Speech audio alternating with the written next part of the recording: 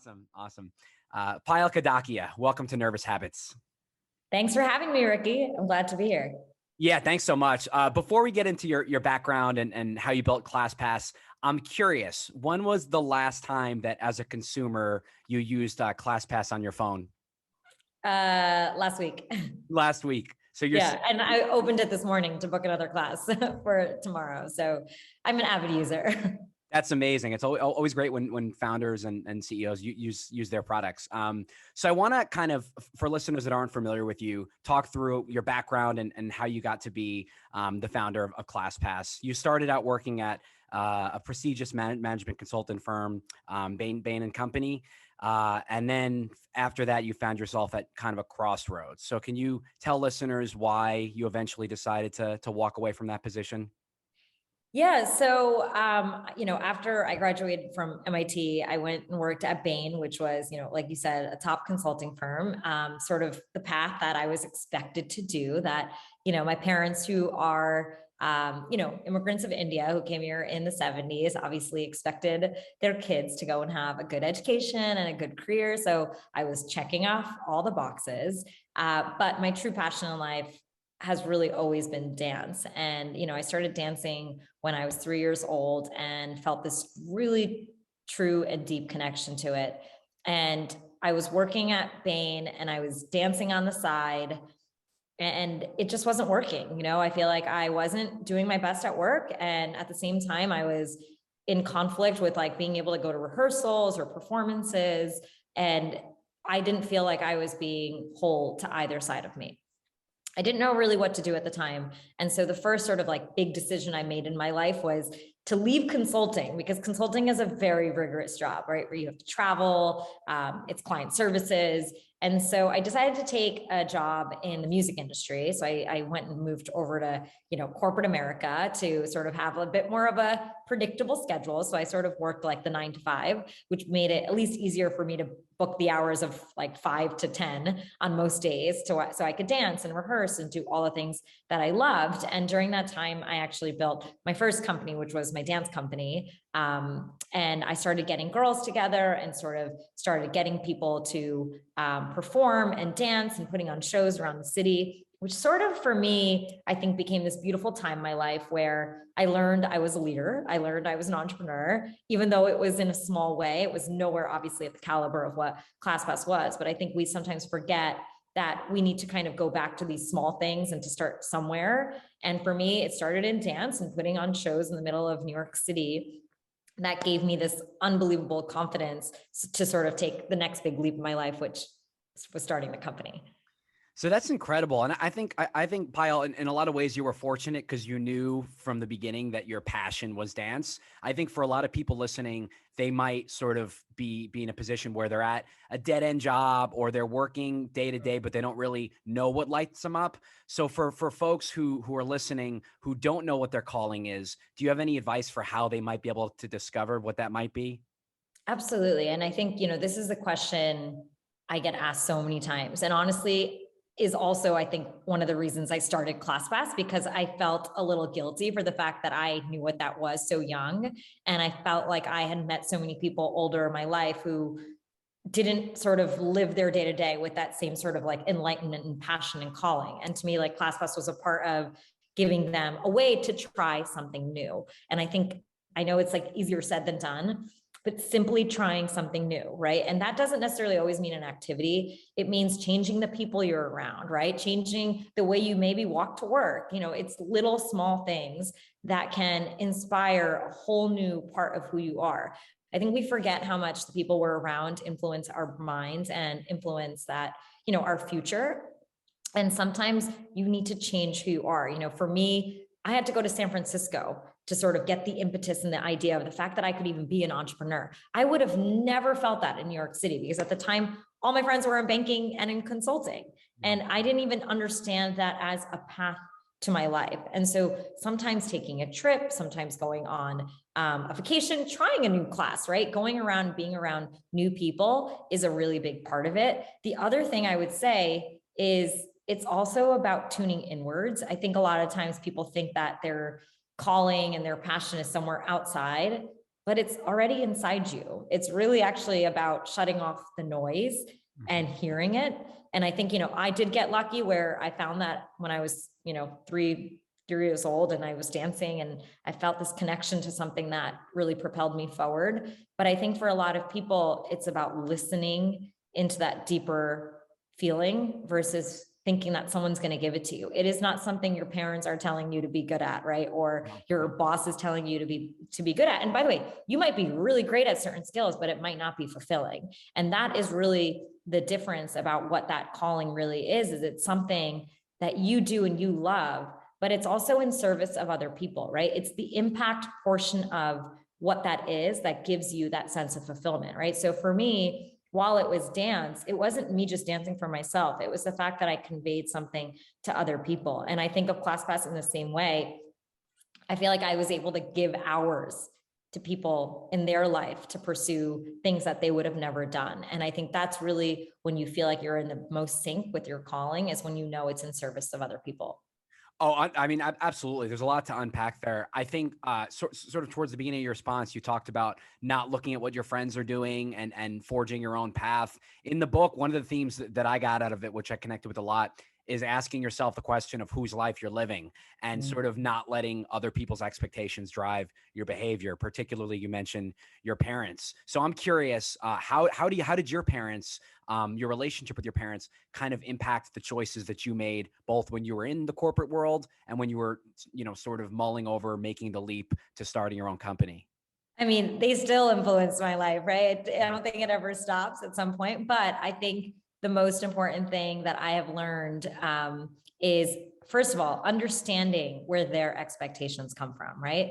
So my parents lived a very different life than I did growing up in India, right? Their sense of success and accomplishment is just different than what I'm able to now achieve with the education I've had, right? And I think part of this was just understanding that their expectations are coming from a place of love, and understanding that, okay, what they want from me is actually the same thing I want for myself, right? Versus feeling like, oh, I'm going to shut them out and keep saying no to them, right? And it took me a little bit to understand that. I think another big thing I did in my life, and I talk a lot about, is I set boundaries.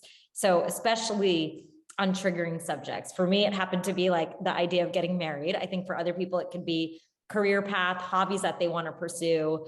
And sometimes when people are keeping you away from something you love in your life, or being able to sort of keep your mental sanity, I think you have to learn to just be able to say, I don't want to talk about this right now. I love you, but like, either let's talk about something else or I'm going to go. And that is completely okay, because what is the point about spiraling for the next hour, having a negative thought in your mind, right? About your life or whatever you might be doing. And I think, over time, I have learned to set expectations for my own life. And that is the number one thing, right? So outside of what everyone else thinks of you, I think when you are very clear about what you want, it is so much easier to go forward, to say yes, and the no's go away, right? The negativity, the guilt, the obligations, you don't have time for it. So to me, like, my best way of being able to never kind of feel guilty is because I have so much to say yes to. Like, I can't even get through the list of the things that I so want to do.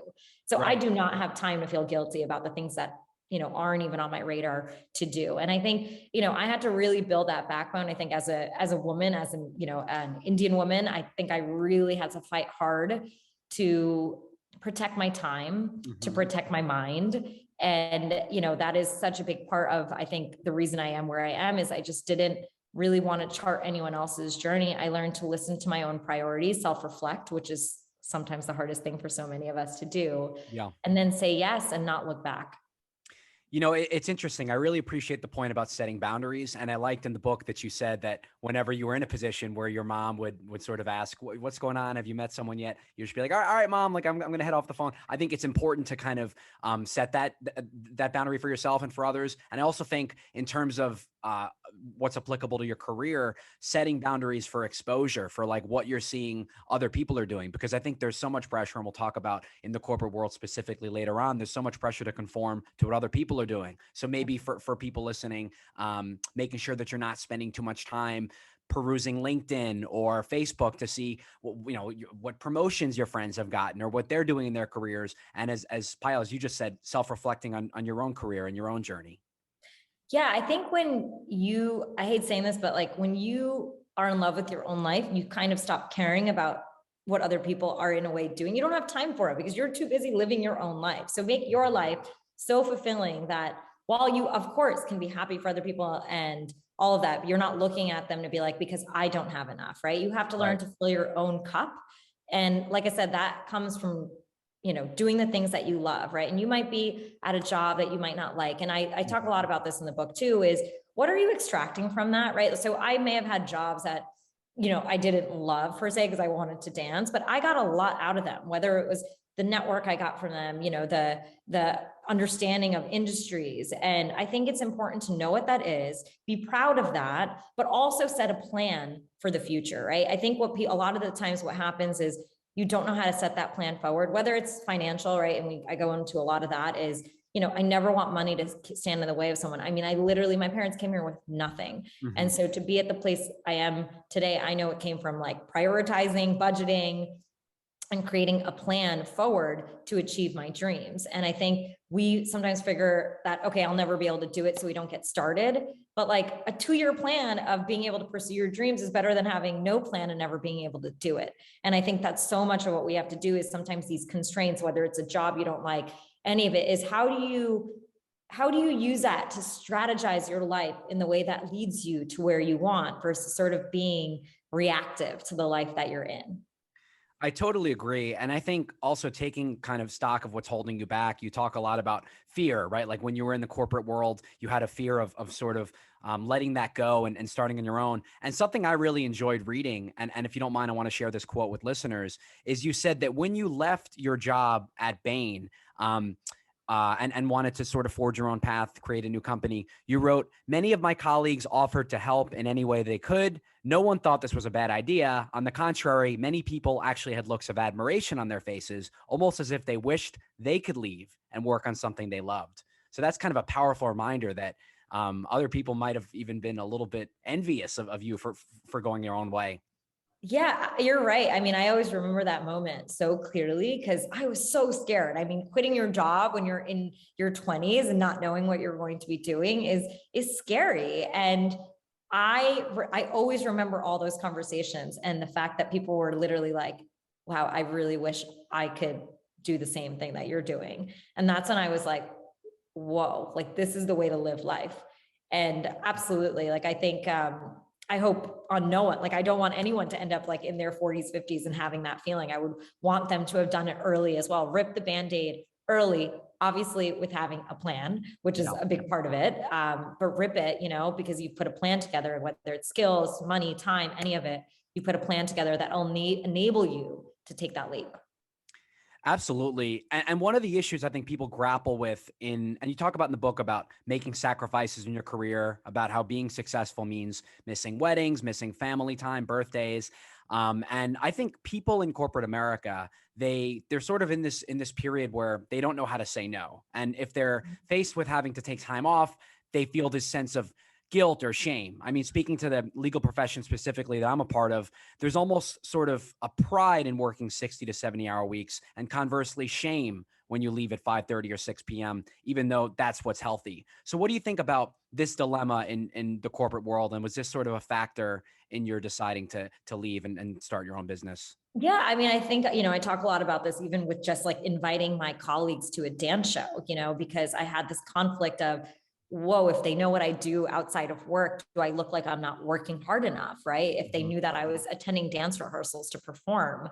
And so I think this struggle I've always had with dance and, my professional career is sort of an example of everything anyone might have with like kids and family and work and vacation.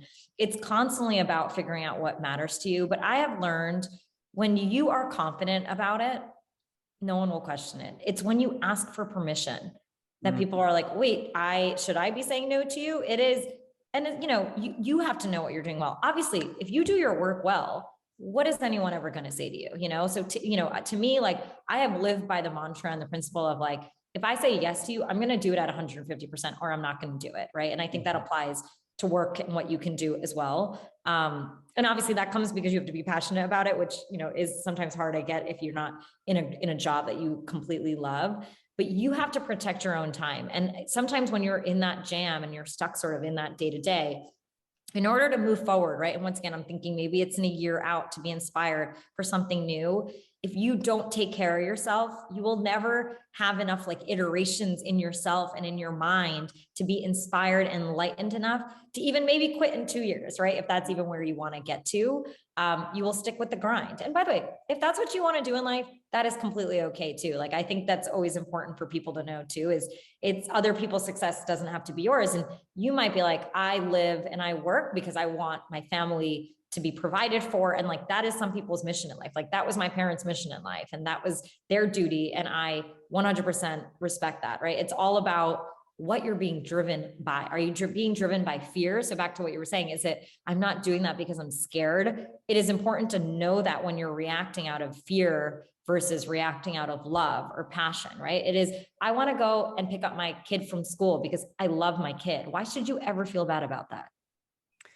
Yeah, I couldn't agree more. I love that you said at the beginning, you said you have to protect your time. At the end of the day, if you're at a corporate job, if you work at a financial institution, if you work in a management consulting firm or a law firm, your supervisors aren't necessarily, concerning themselves with what's Payal, what's Ricky's career going to look like in 20, 30 years. So you have to ultimately be responsible for that. And that's why I love that you included in your life path section a note on the importance of saying no. And I'm wondering if people listening in their personal lives or in their professional lives, are there ways that they can practice saying no? Are there situations where they should push themselves and try to assert themselves not to do things that they otherwise might have felt obligated to do?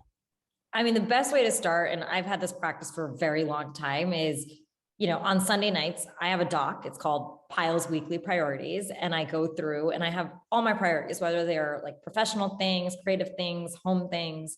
And I go through that first, and then I look at my calendar. And literally, there's always things on there where I'm like, I don't have time for this. I got to call, I'm just going to cancel this and say no to it. And I have stopped feeling bad about that because I have to move forward and I need to be able to accomplish the things I want to accomplish. And by the way, I'm actually not going to be a great person to have lunch with if I'm not really invested in wanting to be there too. And I've realized that too, is I want to be fully present when I'm at some meeting or some, interaction with another human being. And so I think that's the other way to think about it, is don't just check mark it, make it serve, what your broader purpose is and for the other person as well. But look at your calendar and start taking things off. I think that's a great way to start. Cancel a meeting or say no to a friend you don't need to see. Yeah. So it sounds like you're justifying, you're saying in certain situations, people can be a little selfish, right? You don't have to live, going back to expectations, you don't have to live your life for other people. You don't have to go to a lunch or a coffee with a friend because you think they want to see you or you feel a sense of obligation or duty to them. You should say, all right, I've had a rough week. I can really use a me day, prioritize my own mental health, my own wellness. Maybe, hopefully your friends and your family will understand if you say no to those things. Absolutely. And, at the core of it, I struggle with the word selfish too, just because I even think about it. I need to make sure I'm okay to be able to give to the world. Right. Mm-hmm.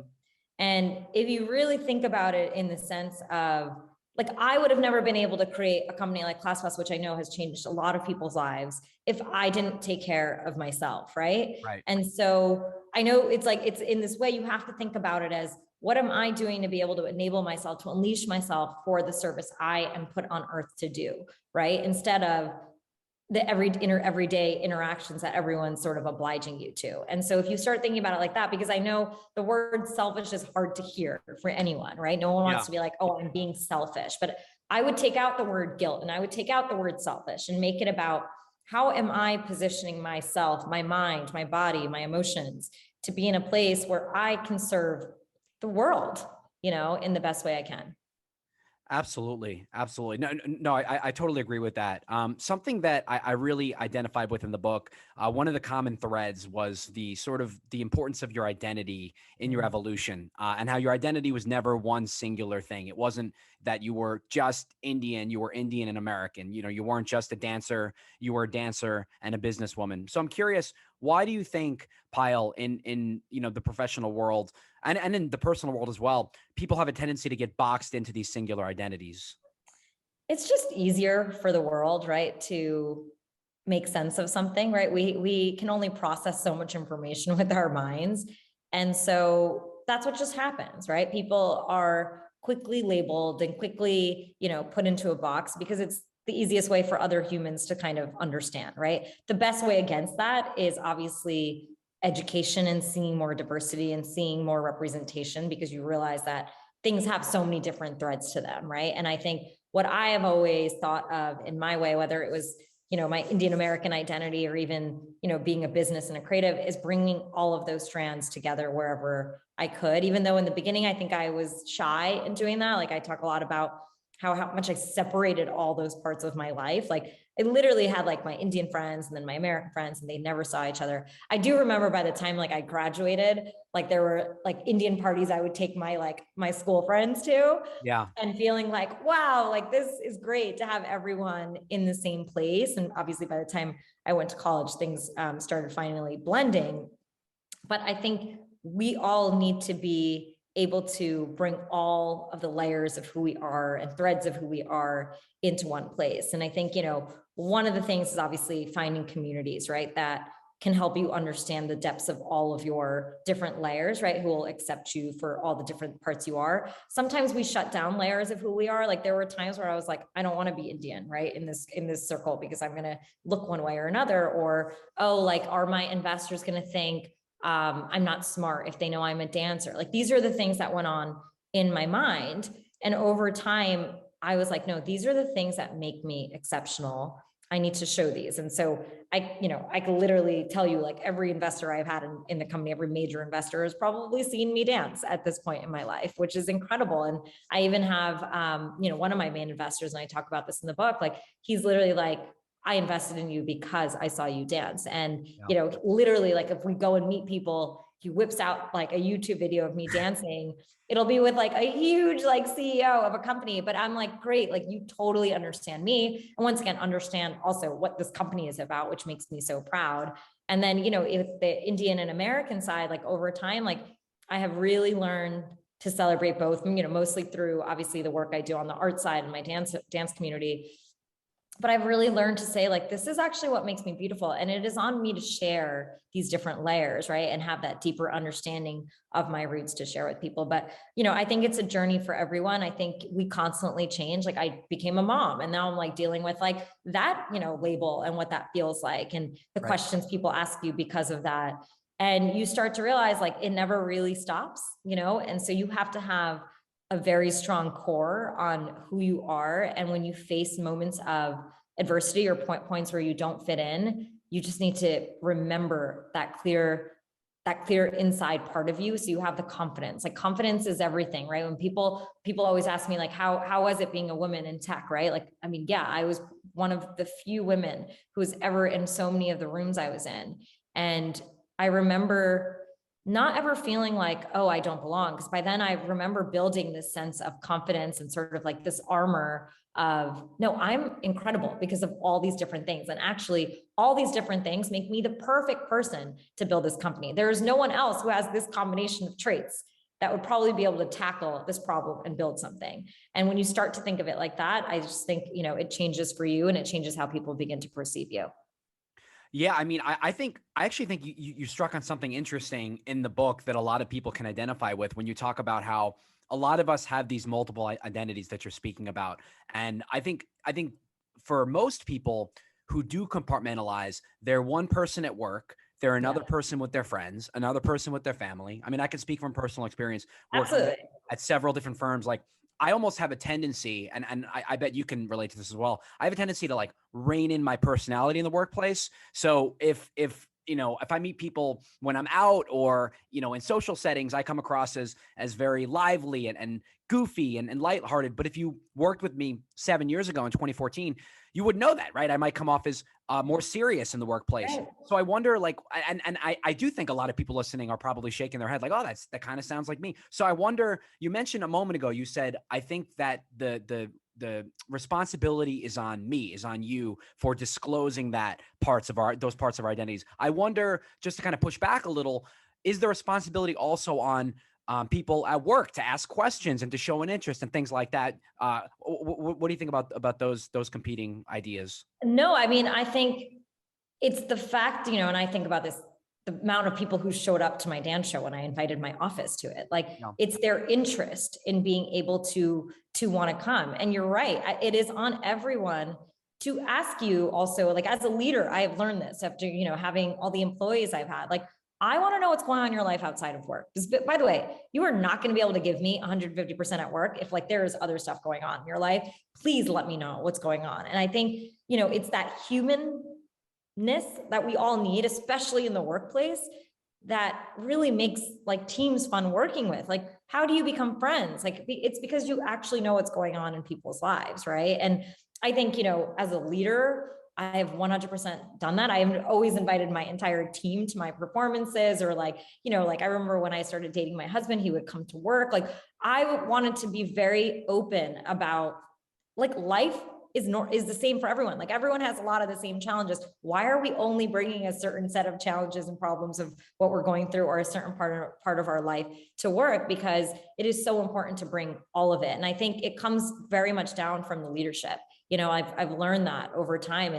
It's top down in terms of how you set culture in so many of these organizations, but I agree, like, everyone does have a right to do that and have it, but it's not there. And I would say to you, if you feel like you're in a job where you're really, really in a place where you can't be yourself, like, as much as obviously skill and the job you have matters, the people you work for matters tremendously in your happiness. And I think we sometimes forget to think about that one. And if you're in a job where you truly can't be yourself, like, it is time to potentially find a new environment. And I think people also don't realize, like, that's a criteria. And when you're looking for a job, because obviously there's, like, other things to check the box for, but when you are thriving in an environment, you'd be surprised, right? And I think you just said it, like, there's probably a job you had back in the day where you're like, no one would have thought you were going to be this person. I mean, there are probably jobs I've had where people are probably like, how did this girl go and build, like, this huge company, right? Because I was definitely not showing all sides of me, but I also wasn't in the right environment. And so it's about you knowing what that environment is that's going to enable you to thrive. And that's why, and I realize that too. There are certain things where I'm like, I don't want to do that because I don't want to be in that environment anymore. It's not what I want to do. It's not where I feel the most comfortable, and that's completely okay. And I think sort of to put these ideas into practice, a potential litmus test might be to do, Payal, what you did, like, sort of extend an invitation to someone and see how they react, right? Like, if in your case, you invited your coworkers to your dance performance, you write about in the book how afterwards you detected a change in how they viewed you, and they were more understanding and they showed an interest. And, maybe if, I mean, in my case, I obviously host the podcast, and, or, if you are a member of, like, an improv troupe, or you sing or something, maybe potentially like speak to people about that, invite them, and then see if they're receptive, see if they, and if they're not, to your point, Payal, maybe that's not the right place for you, or maybe that's not the right people for you to be spending your time with. Yeah, especially if those things are important to you, right? So it comes down to, whether there's certain places where, like, everyone's all about work and family, and that's great if that's what you want, right? But if it's work and hobbies, like, find people who are into hobbies and stuff, or you're going to feel stifled, right? And I completely agree with you. It's about, constantly trying to assess and being able to put things out there, and it's definitely a two-way thing. Yeah, I couldn't agree more. And I do think this is why what's kind of interesting is management and leadership should, realize, and this is applicable for all industries, the more you take time to connect with people and learn about their identities, the more motivated they are to put forth their best effort, the more loyalty they feel towards the company. So it's almost like making space for that, for letting people be themselves, and, spending a few minutes to talk about your weekend, or, what movie you saw, or whatever, ends up benefiting the company. So I guess for people listening, I think that's an important thing to take note of. I want to talk through your experience sort of as an entrepreneur starting ClassPass and growing it into one of the most influential fitness companies in the world. Because obviously this isn't something that happened overnight. And you talk about in the book, before you created ClassPass, you were searching for potential business ideas. You mentioned a red-eye flight from California to New York, and you set a goal for yourself, 2 weeks to come up with an idea for something you're passionate about. So what prompted this? So once again, I was sitting at my desk and I was living to identities, back to what we were just talking about. I literally was this like incredible dancer by night and had this day job where I felt unfulfilled. And I was getting to that point where I couldn't sort of do both identities fully once again. And I had already been there when I was at Bain, but I kind of reached this point second time now in my life. And I decided to try something new. And I usually never traveled because I was always busy dancing and all these things. But one of my good friends, it was her birthday, decided to fly out to San Francisco and change pace and change a little bit of the conversation I was around. Everyone at her party was like building apps and building product ideas. And it was such a different mentality to the conversations I was having in New York City at the time. And I started thinking, wow, like I'm creative and I know how to lead. I've gotten things done. I have a good background. Like, what if I can think of an idea? And in my mind, and everyone always asks me this, they're like, well, what if you didn't come up with an idea, right? In those 2 weeks. And Yeah. I think for me, this was like a test. It was, can I think of an idea? And if I do, like, great, maybe I'm meant to be an entrepreneur, or like I need to find a career change, right? Like I also was very okay with being able to understand that, like, maybe I need to find a job in the arts or something else, like something else that was going to be more fulfilling. I kept that all on the table.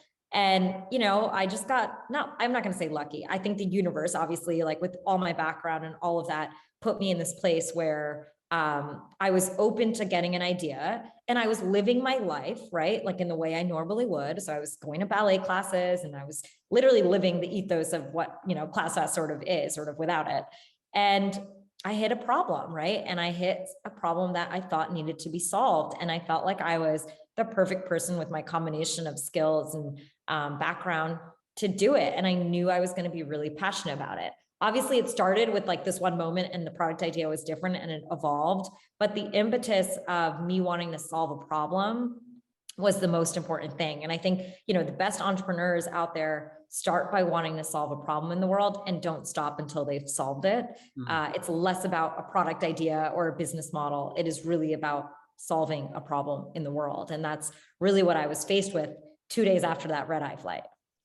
So I'm curious, had you not stumbled onto, or not stumbled, but, you know, constructively formulated the concept of ClassPass, were there other problems that you were wrestling with? Were there other potential business ventures that you didn't explore, like plan Bs, plan Cs, so to speak? Or was it always ClassPass for you? No, actually. So I was like looking, it was less about starting another company because that's, like I said, I was kind of at a place where I was like looking for a career change. I was thinking of potentially like going to work in the arts. So I was like meeting people at Lincoln Center and other arts venues to see if I wanted to pursue the arts and do something more in business there. And then I also was talking to, I knew Daniel Ek from Spotify really well. So I was like potentially going to go help them with their opening their New York office at the time. So it was crazy. Like the options of plan A and plan Bs were out there. And I think, you know, I talk a lot about this in my book too. I almost like took a job at Spotify. Like I almost did that even after I had the idea of ClassPass. And once again, it was a different idea back then, but I still wasn't fully sure and didn't know how to quit my job and have no income, right? Like that's a really hard place to be. And it took me this conversation, which I talk about in the book too, where my one of my good advisors and, you know, now one of my closest friends, she was like, Payal, like, why would you not bet on yourself? Like, how is anyone else going to bet on you if you're not willing to bet on yourself with this idea? And that's when I was like, oh, I am not taking this other job and I'm going for my own dreams and vision, right? But it's so easy to sort of have a plan B, which never allows you to live your plan A. Yeah, I think that's helpful for people who might be sort of, you know, not betting on themselves, who might have sort of a first plan and then a fallback option that kind of prevents them from being all in. I do like the idea of setting a 2 week, a hard deadline for yourself. And I'm wondering, for people listening who might be stuck at a job and mulling over being an entrepreneur, do you think that imposing these personal deadlines of, you have 2 weeks to do X, do you think that could push someone to do something like start their own business? Yeah, I mean, I think what it really does is it maps, once again, your brain power of where you are in that time to maximize its sort of like attention towards solving something, right? So if you're like, I need to get out of a career, like you're working all day and you probably have other stuff you're doing at night, like how much time are you really dedicating towards solving that problem? What that just did was it gave my brain sort of a goal to compact during that time to sort of look for inspiration in that way. I think it's a great way to start, right? And if you don't time box it, it becomes a forever journey of being able to say, when can I get started? Like there are thousands of ideas out there and there's probably lots of things you could be passionate about. But if you kind of don't time box it, then it becomes like a forever thing. And I think I do this a lot in the LifePass method with the goal setting. Like I'm very goal oriented in that way because it gives me a cutoff and it gives me a chance to reevaluate and then move forward and reassess my life and iterate and pivot whichever way I need to based on the information I learned. Yeah, I definitely think that this concept of time boxing, as you call it, is helpful, because otherwise, I'm sure there are a lot of things that for you and for people listening have been wanting to do, but life happens and you get busy with minutia of day to day, and unless you put it down on paper, there's this book, Write It Down, Make It Happen. Unless you add it to your to-do list, you put it on a Post-it note, you prescribe a specific day and time, it's just going to fall by the wayside. And 10 years later, you might have missed the opportunity to do that. So I think that was a really helpful sort of piece of advice. And you also talk about being vigilant of false signals of success when building a business. So for people who haven't read the book yet, what did you mean by that? So when you're building a company, and honestly, this is in our lives too, we tend to forget what success really means, right? So early days of ClassPass, I thought it was because I had raised some money, because like we ended up on the cover of Inc. magazine, like we got into a tech incubator, like all these things would, make you think you're succeeding, right? Because they're great, right? Like we had followers, all of that.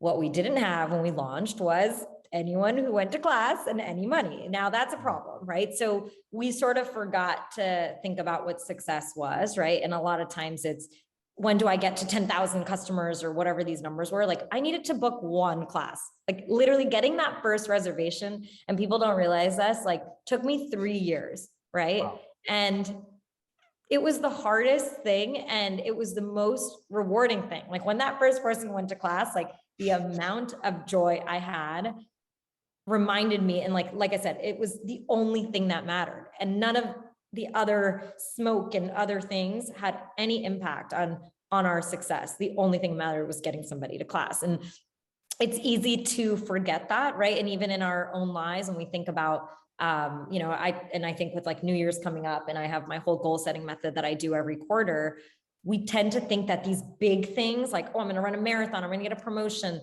are like the huge things that we need to go through, where we forget it's like sometimes the little meaningful things that are actually the most important in getting us to ultimately to where we want to go, whatever that true north for you might be. But it's the same thing for a company, And so I had to learn that the hard way. But once I learned that lesson, I think, that's really why I think, ClassPass has been able to really stick towards what it's always done, which was like the reservation number at our company was always paramount, because it was getting people to class. Without that, what is our product doing? Nothing. There's no engagement, there's no revenue, there's nothing happening for our teachers.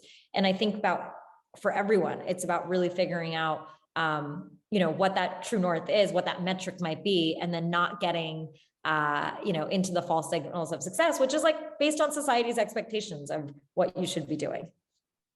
For sure. So it sounds like one of the chief struggles that you dealt with was actually building, actually getting numbers in the reservations system. You also talked about in the book sort of the entrepreneurial journey and how lonely it was. And I actually appreciated this just because of how different it was. I mean, there's so many books that are written about the importance of resilience and grit and coping with adversity. But what I've never heard from a book from an entrepreneur or founder is just how lonely it is starting a company from the ground up and, facing these challenges and overcoming them. So can you share what that was like and how you grappled with that?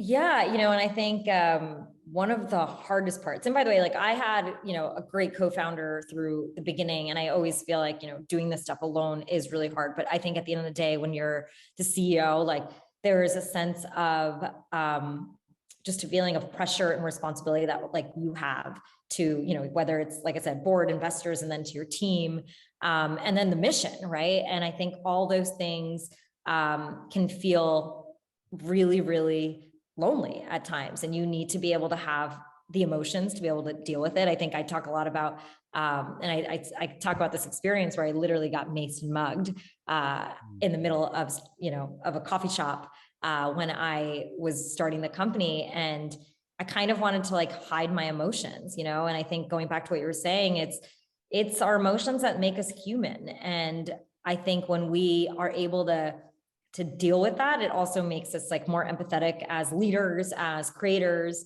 especially when you're building a consumer app and thinking about how people feel. And I think I really needed to come to terms with the way I was feeling in order to also be able to figure out what I needed to be able to succeed, right? If you are feeling lonely, it's like, what do you need to be able to get to the other side of this? Because the feeling of loneliness can be stifling so much so that you can take you off of your path, right? So it's really about how do I get out of this state of loneliness to be able to move forward. Right. And part of what you did, and I think what a lot of entrepreneurs do, is you build a network of advisors or mentors. You mentioned in the book how, you would try to meet with other accomplished folks like Cyrus Masumi, who was building ZocDoc. And I know that, if you ever read like Elon Musk's biography, he talked about how him and his brother would open the phone book and they would dial up business leaders and try to take them out to lunch. And if 1 out of 200 respond, then that could be a potential connection. So I'm wondering, in today's day and age of social media, when, there's infinite ways to actually send a message, but you're in a sea of millions of people who are sending these messages. How can people stand out to actually build those connections? It's all about who connects you. Like it's about finding a friend who can connect you to another friend that people know. People will always more likely talk to somebody and in like a heartwarming way if the connection is a warm connection versus like a cold call. Obviously you can cold call and go for it. Like I'm not saying that doesn't work. I think when you can use your network, and a lot of people are like, oh, well, like there's no way I can get to the like X person, I think people forget, like even in the 5 friends they have, like meet somebody who they know, and it's not always about finding the person who is like, this untouchable person that is like so high up in their industry that everyone wants to meet. You don't realize like a mentor is literally just somebody who is even a little bit more experienced than you in the field you're at, right? And if you can find that person at work or through a friend, I guarantee that person will then open doors for you in another way. And that happened to me so many times. And it wasn't always the people I thought were going to always help me on my journey, but I asked. And I, once again, I got a warm introduction. I think like people forget how important introductions are, and the way they are done is everything. So I love the idea of, rather than cold calling and initiating the conversation, sort of having a softer open, relying on someone and this might sound a little cynical or skeptical of me, but I'm wondering from the mentor's perspective, sort of like, what do they get out of it, right? You talk in the book about how mentor relationships take the care and attention of both people and develop naturally over time. And each person needs to feel like they're receiving value. So if there's this venture capitalist or, this investor, angel investor who is already extremely successful, what might they get out of taking a personal interest in you, Payal?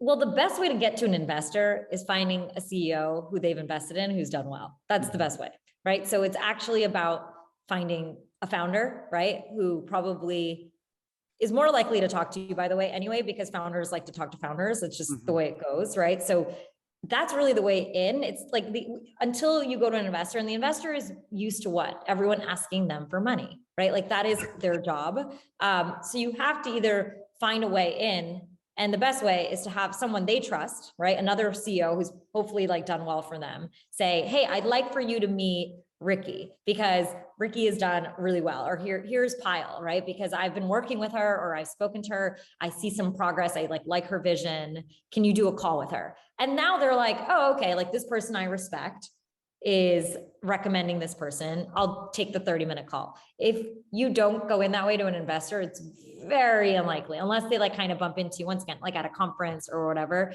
And look, like I said, those happen. I'm just telling you what I feel like I know is like 85 to 90% of the way that most of the introductions happen in that world. So, I mean, I guess it makes sense for investors who are sort of financially motivated to take an interest in potentially, getting some equity in your company or something along those lines. But for let's say someone who isn't interested in investing, someone who like I don't know, if there's someone who inspires you, who you just want to have lunch with, sort of like what from their perspective, what do they get out of that relationship, or how can you structure the ask such that it's a valuable investment of their time? So first of all, I would make sure you do the research on whoever you're meeting with, right? So, and I know this for myself, right? Like when people come and ask me now for mentorship or advisory, don't ask me anything that you could read like on the internet, right? Like it's one of those things. And I've always felt most passionate about helping people who literally are vulnerable to me, right? About something that I feel like is so different, like whether it's like something about like, struggling with like life and founderhood, or motherhood and founderhood, or, hey, like I'm having issues with my co-founder, like just stuff that you're like, I can help you with this because of my experience. And it's really real versus you coming up to me and just telling me like how awesome you are, because that makes me feel like, how do I help you if you're already so incredible, right? If that makes sense. And I think a lot of times that's what a mentor wants. They want to be able to help you, right? And it's about finding, the problem. They obviously have to see the talent in you and see like all of that. So it's important to come that. But I think the authenticity is really what makes it, I think, for a lot of mentorship relationships. And it's like, it's like any relationship in your life, like dating, like some people work together well and some people don't, and I think people have to give it that chance to sort of build. But like the same way you meet somebody you might date or a friend, like it starts with authenticity and something real. It doesn't sort of start because two people put you together and then, you're going to have to just talk every week because of that. It won't last if that's the basis to it. Yeah. And I think to kind of bring our conversation back to what we were talking about before about not compartmentalizing your identity, I would probably think that, approaching a mentor with your authentic, natural self, all aspects of your multiple identities, as opposed to just being the person that they expect you, as opposed to being just the business person, showing them that you have other interests and that you have, personality and things like that would also probably benefit you in that context. 100%. Like you said, they want to be able to help you, but they need to understand you in order to help you. And I think we forget that, that's really what a mentor is there for. They're there to help you and coach you through different parts of your journey and your life. So they need to be able to truly connect with either the struggles you're having to be like, oh, I've had those too. I know I can help you through that. And sometimes they're not as, like they're not things you necessarily read in a book, because then they're like, I don't need to help you. Yeah, like if someone asks a question just to ask a question, when it's like you can just sort of, if you want to know the answer to like a question about like Series A, Series B funding, they can just kind of look it up. I think that makes a lot of sense. And kind of, going back to what we were talking about before with protecting your time and making sure you're prioritizing your well-being, recently, or, in the last year or two, you made the decision to step down as CEO and assume the role of chairman as ClassPass. And I think in doing so, that was an amazing signal to the world that you make decisions based on what's best for yourself rather than what people expect you to do. But was that part of your calculus, Payal? Kind of what went into that decision? Yeah. I mean, look, I think if you look at my life, every 3-4 years, I've made a huge decision that society sort of didn't expect me to make, whether that was like from Bain to Warner to starting ClassPass to like all the iterations and pivots to, and we just recently even sold the company, so I think it's one of those things where you have to lead your career. No one else can lead it for you. And it did get harder because like I was more like in the spotlight and there was a lot of attention on female founders. And I talk a little bit about this in the book. Like one of my biggest fears was I never want anyone else to think that they shouldn't be a CEO. But I was like, this is not what I ever wanted. Like that was never what I grew up wanting, like when I was younger. Right. And so I think it's about knowing yourself well enough to say, what's the right career path for you? What's the right role for you? Most importantly, how do you want to be spending your time every day? And for you, I mean, you were a dancer and a full-time management consultant, and now you're a business leader, an author, a mother. You mentioned in the media spotlight. How do you, make the most out of the limited number of hours you have in the day? Oh my God. I mean, if someone saw the way I schedule and calendar, like that's really the art of it. And I talk about that, the art of scheduling. Like I am very clear on what I want to get done. And I plan my time around that. And I'm, very, very protective of it, especially now I have a 22-month-old son. And I also want to make sure I have quality time with him, but at the same time, I'm ambitious and that's not going to go away. So I just have to make sure I use my time extremely well. And look, everything doesn't always go to plan, and that's fine. And I think that's part of the art of it is it moves around and it's not perfect, but I always am very clear about what I want to do. And you still make time for ClassPass sessions once a week or so. I mean, that is a part of my being. Like that is a part of I work out every single day. And like, it is something that I don't feel bad about. Like my husband knows, right? It's like Saturday morning, he'll be like, okay, are you going to go for a run? Like I'll take the baby. It's like, you just have to have a contract with yourself that you have a contract with everyone. Right. And this kind of goes back to the earlier question. Like if you don't question it and people know how important it is to you, they'll enable you to do it versus fight you in doing it. Yeah, in the book you talk about how the first thing that people negotiate in their schedule is sleep, and the second thing is probably fitness. I can talk about for myself. Usually, if I have to meet an impending deadline, the first thing I'll do is pull a late night, and then maybe I'll skip the gym, and that's probably not the best idea for mental or physical health. I just think that when you can operate a better productivity level all day, it's better than, being at 50% all day. And I just truly believe that. It's all about getting better quality time and everything that I can do, which requires sleep. And even for me, it requires just mentally working out because it shifts me the second I can work out. Totally agree. Otherwise you're just, you're not being productive if you're. I feel like I'm either waiting to work out or I'm just operating at a little bit of a lower speed. And why do that? For sure. For sure. We've covered so many different topics today. If there's one thing that you want listeners to take away from our conversation, what would that be? The most important thing is say yes to the things that are meaningful to you and let the no's fall away. Say yes to the things that are meaningful to you and let the no's fall away. I love that. To everyone listening, you can purchase Payal's book, LifePass, develop the mindset, techniques, and goals to optimize your life on Amazon or anywhere that books are sold. I'm so happy for all of your success. I'll be rooting for you in ClassPass moving forward and looking forward to connecting soon. Thanks so much, Ricky. This was great.